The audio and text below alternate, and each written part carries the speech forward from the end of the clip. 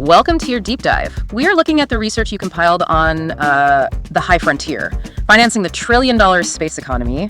And, well, the mission today is to completely reboot how you view orbital space. Right, yeah, you can go ahead and forget the sterile labs and, floating astronauts. Exactly. Because your notes reveal this massive financial pivot.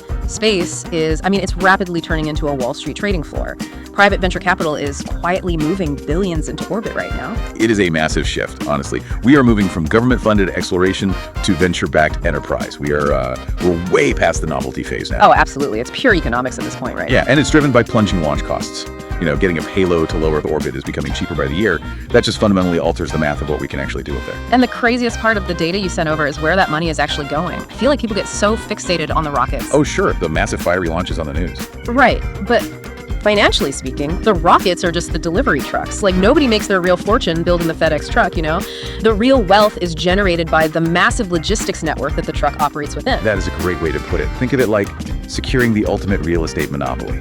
Wait, how do you mean, like buying up orbit space? Basically, yeah. First movers are locking down low Earth orbit bandwidth spectrums and satellite constellations. If you own that infrastructure, you are effectively setting up a toll booth. A toll booth in space? Wow. Exactly.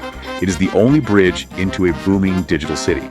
Every byte of global financial data, every autonomous vehicle ping, it all pays you a fraction of a cent. So because those foundational rails are being laid right now, the research highlights how these previously absurd sci-fi concepts are turning into viable business models. Right, like space manufacturing. Yes. I always wondered why we would even bother building things in orbit, but your notes explain the actual physics. In zero gravity, you just don't get convection currents. Which is huge for manufacturing. Right. That means we can print flawless fiber optic cables or make perfectly spherical pharmaceuticals, which is, physically impossible to create under Earth's gravity. You bypass terrestrial physics entirely.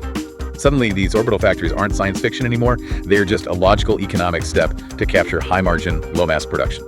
Okay, so I buy the zero-G manufacturing, I buy the satellite infrastructure, but your notes on asteroid mining still trip me up a bit. I get that. It sounds a little far-fetched. It really does. Oh. How does the math on that actually work? If it costs $1 billion just to get a probe to an asteroid, how are private investors justifying the ROI on hauling raw platinum all the way back down a gravity well? Well, the economics seem entirely backward if you look at it through the lens of today's launch costs.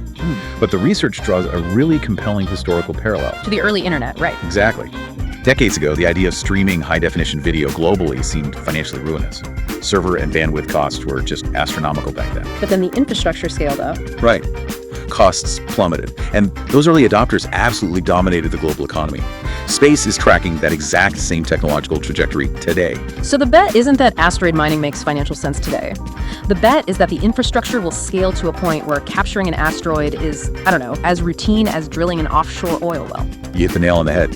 Those who build the foundation dictate the future economy. It really is a paradigm shift. It is. Space is shifting right before our eyes, from a niche scientific curiosity to an essential economic pillar.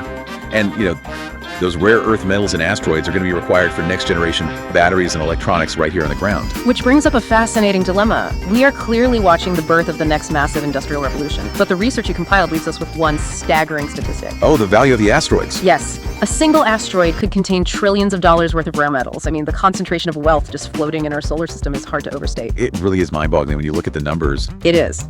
So here's a final thought for you to chew on as we wrap up this deep dive.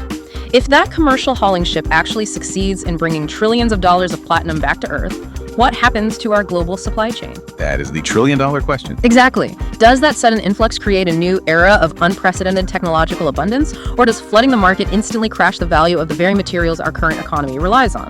The answer to that might just be launching into orbit right now.